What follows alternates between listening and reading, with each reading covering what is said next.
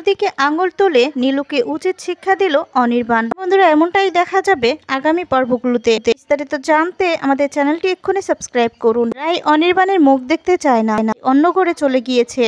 অনির্বাণ রায়ের সঙ্গে দেখা করার জন্য রায়ের পিছু নিতে থাকে। শয়তান নীলু তখন অনির্বাণের হাত ধরে আটকে ফেলে। এদিকে রেগে যায় তখন অনির্বাণ তখন তার দিকে আঙুল তুলে বলতে লাগে, তোমার অনেক শয়তানি আমি সহ্য করেছি, আর নয়, এবার যদি তুমি আবার কিছু করার চেষ্টা করো তোমার হাত আমি ভেঙে ফেলবো। তখনই নীলু ভয় পেয়ে অনির্বাণের দিকে তাকিয়ে থাকে। এদিকে অনির্বাণ রায়ের কাছে যাওয়ার জন্য দরজায় নক করতে থাকে। এদিকে রায় দরজা বন্ধ করে কান্না করতে থাকে। তো বন্ধুরা, এই ছিল আগামী পর্বের আপডেটটি কেমন লেগেছে কমেন্টস করে জানিয়ে দিবে। আর পরবর্তী আপডেট পেতে চ্যানেলটি সাবস্ক্রাইব করে পাশে থাকা বেল বাটনটি অন করে দিবে। ভিডিওটি ভালো লাগলে অবশ্যই একটি লাইক করে দিবে। ধন্যবাদ। ভালো থাকবে, সুস্থ থাকবে।